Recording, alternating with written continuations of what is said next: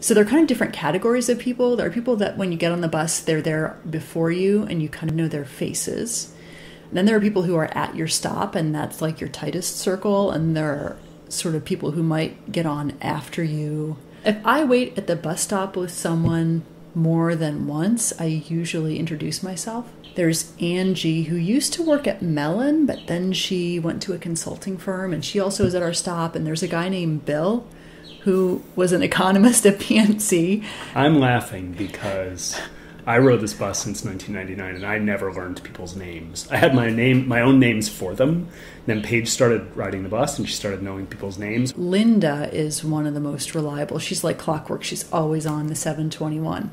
I rode the P71 downtown the day I took the bar exam. I remember Linda was there, and I barely knew her at that time. And she's a secretary at a law firm. I told her I was taking the bar exam, and we got downtown, and she said, "God bless you." And I was like, "Thank you." And I passed the bar. There's Stephanie at the bus stop. Oh, yes. And Stephanie lives right at the bus stop. So sometimes when she's waiting with me and it starts to rain, we go stand on her porch. She's mostly been single and kind of a workaholic. And a few years ago, she got a dog. That actually got her coming home earlier because she had the dog to come home to and take care of. And then pretty soon after that, she met a guy. And pretty soon after that, they got married. And they're going to have a baby in September, I think. Oh, there is one guy that I haven't introduced myself to because he's always talking on his earbud. Like he wears, I don't know, like kind of messy Dockers and a polo shirt. Is this the salt and pepper goatee guy with glasses? Short and stocky. Yeah.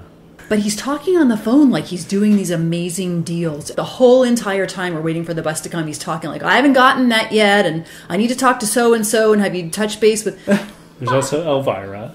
Well, now we're getting outside the realm of people whose names we know, and these are the Right. names that we give people because we don't know them. But she kind of looks like Elvira. She has long, dark hair and like a thin face. And A lot of makeup. yeah.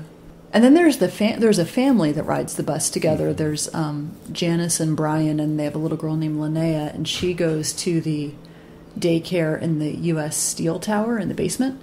And I didn't know their names for the longest because they're not at our stop, so they're not in the inner circle. But we met them at an alumni club event. Like, it turns out we're alumni of the same college with the dad of that family. I had no idea. Like, you're my bus people.